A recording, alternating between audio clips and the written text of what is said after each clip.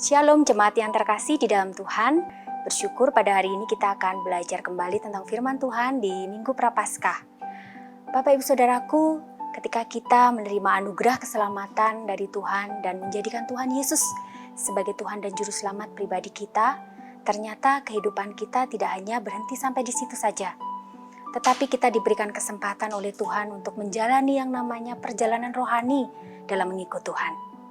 Dan perjalanan rohani ini mungkin tidak semudah atau selancar apa yang kita harapkan. Karena di dalam perjalanan rohani mengikut Tuhan, kita juga harus mengalami yang namanya peperangan rohani, pertempuran rohani dalam hidup kita.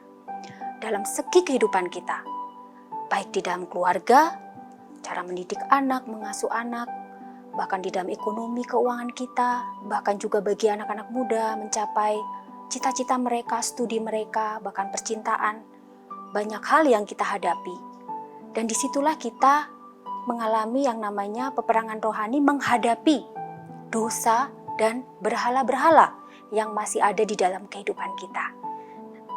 Di dalam Yehezkiel pasal 14 ayat 4 dikatakan demikian, "Oleh sebab itu berbicaralah kepada mereka dan katakan, beginilah firman Tuhan Allah, setiap orang dari kaum Israel yang menjunjung berhala-berhalanya dalam hatinya dan menempatkan di hadapannya batu sandungan yang menjatuhkannya ke dalam kesalahan, lalu datang menemui Nabi, aku, Tuhan sendiri, akan menjawab dia oleh karena berhala-berhalanya yang banyak itu."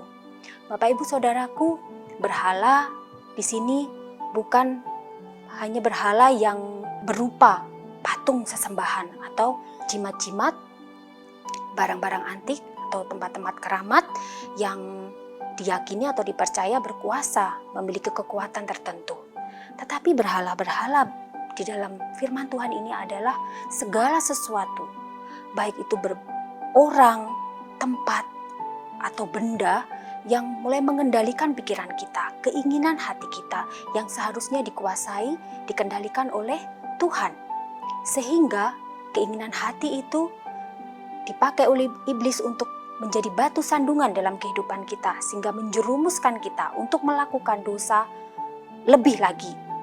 Oleh karena itu, Bapak Ibu Saudaraku, tidak mudah untuk menghadapi yang namanya peperangan rohani. Dosa dan berhala yang ada di dalam kehidupan kita bisa berupa banyak hal, Bapak Ibu Saudaraku. Bisa sebuah ambisi untuk mendapatkan sesuatu dengan cara apapun, bahkan cara-cara yang tidak berkenan di hadapan Tuhan. Kita menghabiskan waktu begitu banyak untuk mencari kekayaan, harta benda untuk kepuasan diri kita. Bahkan kita mulai terikat dengan gadget sehingga waktu kita habis digunakan, dipakai untuk kesenangan diri kita juga. Kehidupan kita mulai timpang, kehidupan jasmani dan rohani kita mulai terganggu.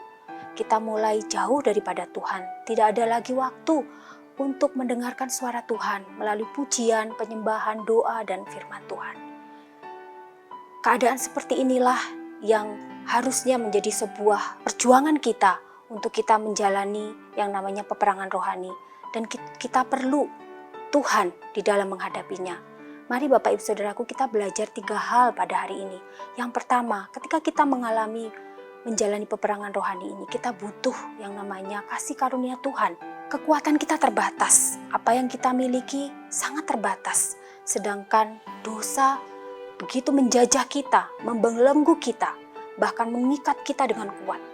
Dan hanya karena kasih karunia Tuhan saja, bahkan kuasa kematian dan kebangkitan Tuhan Yesus yang sebentar lagi kita rayakan ini, menjadikan kita kuat dan menghadapi ikatan kuasa dosa dan juga berhala-berhala yang ada di dalam kehidupan kita.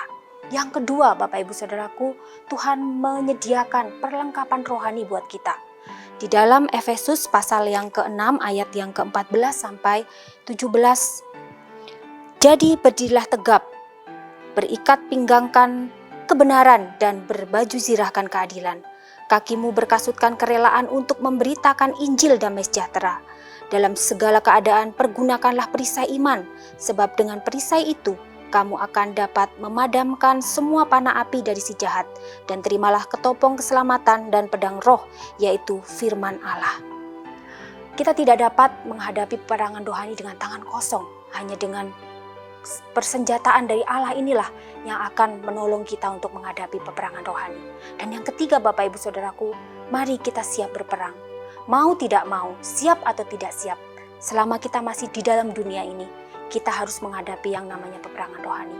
Tetapi musuh yang ada di hadapan kita tidak lebih besar daripada kasih karunia Tuhan dan juga kuasa, kematian dan kebangkitan Tuhan yang akan menolong kita. Sehingga kita dimampukan untuk lepas dari belenggu, ikatan dosa, dan berhala-berhala yang masih ada di dalam kehidupan kita. Dan akhirnya, hendaklah kamu kuat di dalam Tuhan, di dalam kekuatan kuasa-Nya. Amin. Tuhan Yesus memberkati.